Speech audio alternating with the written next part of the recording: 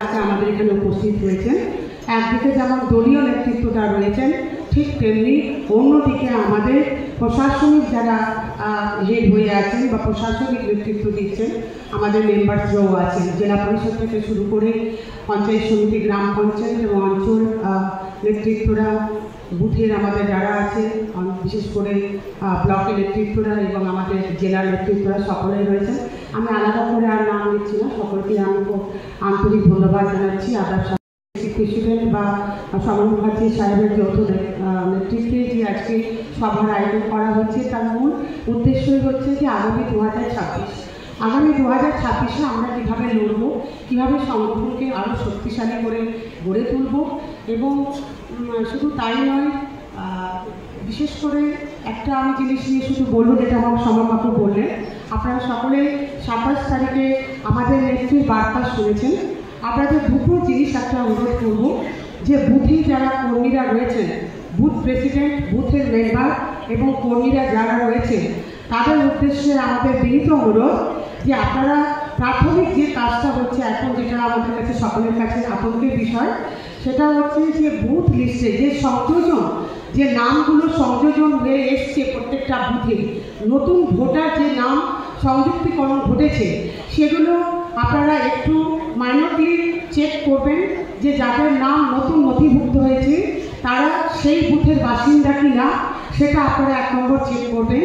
2 নম্বর আরেকটা চেক করবেন, এটা শুধু আমি সংগঠনের জন্য বলবো না, একজন নাগরিক হিসেবে আপনাদের কাছে সকলকে বলবো, যেটা আমাদের নৈতিক দায়িত্ব এবং কর্তব্য।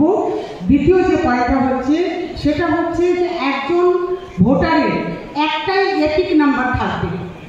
একজন ভোটারের একটাই এপিক নাম্বার থাকবে। অনেক জায়গা থেকে যেটা শোনা যাচ্ছে যে একজন দুটো এপিক নাম্বারে, মানে একটা এপিক নাম্বার দুজনের নামে আছে, এবং সেখানে আমাদের পশ্চিমবাংলার নয়, শুধু বা এক জেলা থেকে আরেক জেলা নয়, এমনকি এক রাজ্য থেকে আরেক রাজ্যের নাম আমাদের পশ্চিমবাংলায় নথিভুক্ত হয়েছে। কালকেও আমার কাছে একটা এসছে, তার নাম জাভেদ মিয়াদাদ, সেটা আমাদের ইংলিশ বাজার মিউনিসিপ্যালিটির মধ্যে পড়ে, এবং তার এখানে তার নাম রয়েছে। আবার তার আরেকটা সেই একই নাম্বারে, সেটা আমাদের গুজরাটেরও আরেকজন ব্যক্তির নাম বেরিয়েছে।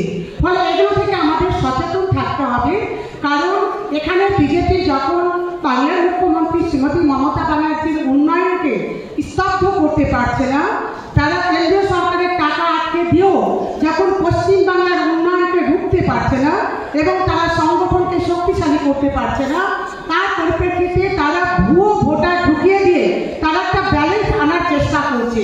এটা হয়তো বিধানসভাতে কতটুকু এফেক্ট হবে জানি না, কিন্তু এটা পঞ্চায়েত ভোটে আরও বিষাক্ত হতে যাচ্ছে। কারণ পঞ্চায়েত ভোটে আমরা দেখতে পাই কোথাও 5 ভোটে, কোথাও 10 ভোটে, কোথাও 2 ভোটে কিন্তু হারজিত হয়। সেই জায়গায় দাঁড়িয়ে যেখানে ভুয়ো লোকের নাম, ভোটারের নাম নথিভুক্ত হয়েছে, সেটা ইমিডিয়েট আপনারা চেক করে আমাদের প্রত্যেকটা ব্লকে আমাদের ব্লক প্রেসিডেন্ট রয়েছে, অঞ্চল প্রেসিডেন্টরা রয়েছে, তাদের মাধ্যমে আমাদের যে দলীয় কার্যালয় রয়েছে, সেই দলীয় কার্যালয়ে আপনারা সেখানে কমপ্লেন জানান। তারপর অফিসিয়ালি আমাদের কি প্রসেস আছে, সেটা কীভাবে আমরা এগোবো, সেটা আমরা আগামী দিনে সেটাকে নিয়ে চলবো। আমি ডিস্ট্রিক্ট প্রেসিডেন্টকে অনুরোধ করবো যে একটা নির্দিষ্ট ডেট দিয়ে দেওয়া হোক, যে ডেটের মধ্যে আমাদের সমস্ত কমপ্লেন বুথের কর্মীরা চেক করে যা যা কমপ্লেন আছে, কমপ্লেন না থাকলে ঠিক আছে, আর যদি কমপ্লেন থাকে তো সেই নির্দিষ্ট ডেটের মধ্যে আমাদের অঞ্চল বা ব্লকের পার্টি অফিসে তারা সেই কমপ্লেনগুলো যেন জমা দেয়। তাহলে একই ডেটের মধ্যে যদি আমাদের কমপ্লেনগুলো চলে আসে, তাহলে আমরা প্রশাসনিকভাবে যে অ্যাকশন নেওয়ার, সেই অ্যাকশন নিতে আমাদের খুব সুবিধা হবে। যাই হোক, আমি আর বেশি কথা বলছি না। আপনাদের সকলের সুযোগ্য নেতৃত্বে আগামীতে আমরা বিধানসভায় ভালো ফল করব, তবে আমাদের কাজটা করে যেতে হবে। কাজের বিকল্প কোনো কিছু নেই, এটা মাথায় রাখতে হবে। পরিশ্রমের বিকল্প কিছু হতে পারে না। পরিশ্রমের বিকল্প ফলাফল, পরিশ্রমের ফলাফল এনে দেবে। আর যদি আমরা দুহাত তুলে বসে থাকি যে না ভোট হয়ে যাবে, ভোট হয়ে যাবে, না ভোট হয়ে যাবে সেটা তো দ্বিতীয় স্তরের কথা, কিন্তু প্রথম স্তর হচ্ছে সংগঠনকে শক্তিশালী করে ভোট পর্বে ভোটের ময়দানে কর্মীদেরকে নামানো, এটা হচ্ছে আমাদের মূল পর্ব।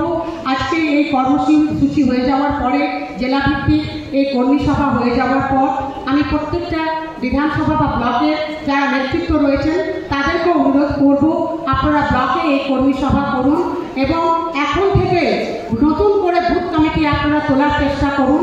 কারণ মাঝখানে লোকসভা ভোট, পঞ্চায়েত ভোট, অনেকে হয়তো অ্যাক্টিভ হয়ে গেছে, কেউ ইনঅ্যাক্টিভ হয়ে গেছে, কেউ বা এদিকে হয়ে গেছে, কেউ বা ভোটের টিকিট পায়নি, তার জন্য হয়তো পরিবর্তন করেছে নিজের জায়গায়। সেই জায়গায় আপনারা প্রত্যেককে অনুরোধ করব যে আপনারা নিজের বুথ কমিটিগুলো একটু রেকটিফাই করুন। যদি সেটাই থাকে সেটাকেই আবার রেনুয়াল করে নিন। প্রত্যেকে নিজের নিজের বুথে বসে একটা বুথ কমিটি তৈরি করে ইমিডিয়েট আমাদের জেলা কমিটিকে বা সহযোগিতা করুন এবং বুথ কমিটি হয়ে গেলে অঞ্চল কমিটি আপনারা করুন। সামনে রমজান মাস আছে, অনেকেই বলে যে রমজান মাসে কাজ হয় না, কিন্তু আমি আবার একটু বিপরীতমুখী। আমি আবার ভাবি যে রমজান মাসে সব থেকে বেশি কাজ হয় এবং সততার সঙ্গে কাজ হয়। অজুহাত না দেখিয়ে একটা ইফতারি আমাদের টাইম আছে, সেই টাইমটা বাদ রেখে আপনারা সকাল থেকে প্রোগ্রামগুলো করার চেষ্টা করুন। কারণ রমজান মাসে সকাল 9টা, 10টা, 11টায় দিব্যি সুন্দর মিটিংগুলো করা যায়। বিকেলবেলা রমজান মাসে আমাদের মিটিং করা সম্ভব হয় না, বা আমাদের যখন মাগরিবের আজান হয়ে যাবে বা আমরা যে আমাদের রমজান মাসে, পবিত্র রমজান মাসে আমাদের তারাবি নামাজ পড়তে হয়। অনেক বুথে দেখেছি আমরা যে তারাবি নামাজ পড়ার পরেও তারা মিটিং করে। তো ফলে এই ছোট্ট ছোট্ট মিটিংয়ের মধ্য দিয়ে আমাদের রমজান মাসটা যদি আমরা ব্যবহার করি, আমরা বিরাট কিছু বড় কোনো মিটিং করব না, ছোট্ট ছোট্ট কাজ, বুথ কমিটি গঠন এবং যারা বসে আছে আমাদের সিনিয়র লিডাররা বা অনেকেই হয়তো আমাদের কাছে টিকিট চাইছিলেন পঞ্চায়েতে, আমরা টিকিট দিতে পারিনি, সেসব লোকগুলোকে আমাদেরকে তুলে আনতে হবে। অনেকে মন খারাপ করে বসে আছে, দলের স্বার্থে আমাদের সকলকে দুহাত বাড়িয়ে দিয়ে তাদের কাছে পৌঁছাতে হবে। এবং মমতা ব্যানার্জি, দিদি মুখ্যমন্ত্রী মমতা ব্যানার্জি সর্বত্রই আমাদের বলেছেন যে আমাদের সব কিছু ভেদাভেদ ভুলে গিয়ে আমাদের একসঙ্গে কাজ করতে হবে। তবে আমি মনে করি যে আমাদের মালদা জেলায় বিশেষ করে যারা রয়েছি, এমন কিছু ভেদাভেদ আমাদের মধ্যে যে মনে হয় না যে কোথাও রয়েছে। তবে যদিও ব্লক স্তরে বা পঞ্চায়েত স্তরেও যদি কিছু ভেদাভেদ থাকে, আমাদের দলের স্বার্থে সেগুলো আমাদের মিটিয়ে নিতে হবে, মিটিয়ে নিয়ে আমাদের কাজ করতে হবে। পুলিশ প্রশাসন নিয়ে বহু জায়গায় আমাদের কমপ্লেন আসছে, পুলিশ প্রশাসনের ভূমিকা নিয়ে কমপ্লেন আসছে, অনেকজন বলছে। এবং পাবলিকলি আমিও যখন পাবলিকের সঙ্গে মিট করছি, বিভিন্ন কর্মীদের সঙ্গে যখন মিট করছি, পুলিশ প্রশাসন নিয়ে প্রচুর ভূমিকা আসছে, তাদের বিরুদ্ধে অভিযোগ আসছে। আমি আপনাদেরকে অনুরোধ করব যে এবার নয়, এবার আমাদের ওয়াকআউট নয়, এবার আমাদের ছক্কা পার করতে হবে। যদি কোনো কর্মীর বিরুদ্ধে আঘাত মানে বা যদি ইলিগাল কোনো মানুষের উপরে যদি পুলিশ প্রশাসনের কোনো ইলিগাল হস্তক্ষেপ থাকে, পাবলিককে যদি হ্যারাস করে, সেই ক্ষেত্রে কেবল অঞ্চল প্রেসিডেন্ট নয়, অঞ্চল কমিটি আপনারা থানায় যাবেন, তবে এরকম শিক্ষা পাবে না। এই নয় কে বলেছে যে আমরা শাসক দলে আছি বলে আমরা পুলিশের বিরুদ্ধে কোনো কথা বলতে পারবো না? কে বলেছে যে আমরা লিগাল ওয়েতে কথা বলার পরে আমরা সেই জায়গাটাতে লিগালভাবে কথা বলতে পারবো না? আমার মনে হচ্ছে আমাদের দুর্বলতা। আমরা একজন কেউ কি কথা বলবো না। অঞ্চল প্রেসিডেন্ট বা বুথ প্রেসিডেন্ট, বুথে যদি কোনো ঘটনা ঘটে, যদি অত্যাচারিত হয় পাবলিক, সেখানে বুথ কমিটি গিয়ে থানায় যাবে। আমি বলছি যা হবে দেখা যাবে, নিজের রাস্তা নিজের জায়গা আমাদেরকেই ঠিক করতে হবে, কেউ ঠিক করে দেবে না। বহু জায়গায় বলছি ফিডব্যাক ভালো নয়। আজকে জানি এটা আমি বিতর্কিত কথা বলছি, কিন্তু আমার কাছে আমার কর্মীরা সব থেকে আগে, আমার কাছে আমাদের বুথের সাধারণ মানুষরা সব থেকে আগে। যদি কারোর দ্বারা আমাদের দ্বারাও যদি হ্যারাস হয়ে থাকে, ঠিক তেমনি আমাদেরকেও রেকটিফাই করতে হবে। আর যদি প্রশাসনের দ্বারা পাবলিক যদি হ্যারাস হয়, আমাদেরকেই কঠোর হাতে দমন করার ব্যবস্থা করতে হবে। এই কয়েকটি কথা বলে সকলেই ভালো থাকুন এবং আপনাদের সুযোগ্য নেতৃত্বে আগামী দিনে আমরা বাংলার মুখ্যমন্ত্রী মমতা ব্যানার্জির আশা পূর্ণ করতে পারবো এবং আমরা 12টা সিটি আগামী দিনে যেন দিদির হাতে তুলে দিতে পারি। এই সহবাস্তান নিয়ে আজকের মিটিং থেকে যেন আমরা যেতে পারি।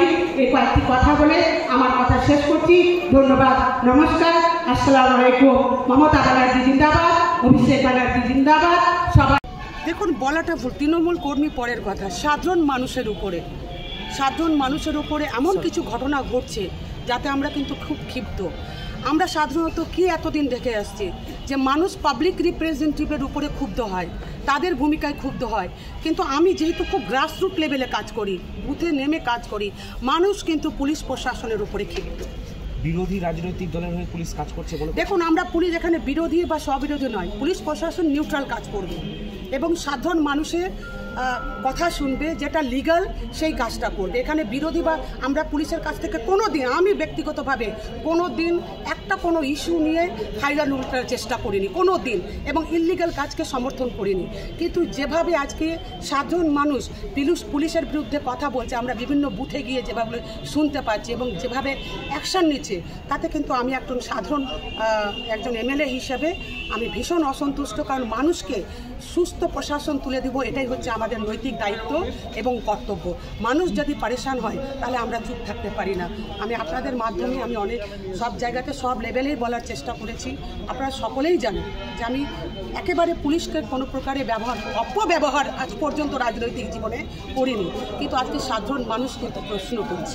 স্পেসিফিক অভিযোগ আছে, স্পেসিফিক অভিযোগ কিছু প্রচুর। দেখুন, আমার আজকে আমি একটা বলছি, কালিয়াচকে 7 দিন থেকে 7টা স্করপিও চুরি, 7 দিনের মধ্যে 7টা স্করপিও চুরি, সিসিটিভি ফুটেজ রয়েছে এবং ল্যাপটপ নিয়ে তারা তালা খুলছে, লক খুলছে, এবং এই 7-8 দিনের মধ্যে 8-10টা গোডাউনে টাকা রাখা থাকছে, সে গোডাউন থেকে টাকা চুরি হয়ে যাচ্ছে। কোথায় ইন্টেলিজেন্সি আমাদের? মালদা জেলার ইন্টেলিজেন্সি কোথায়?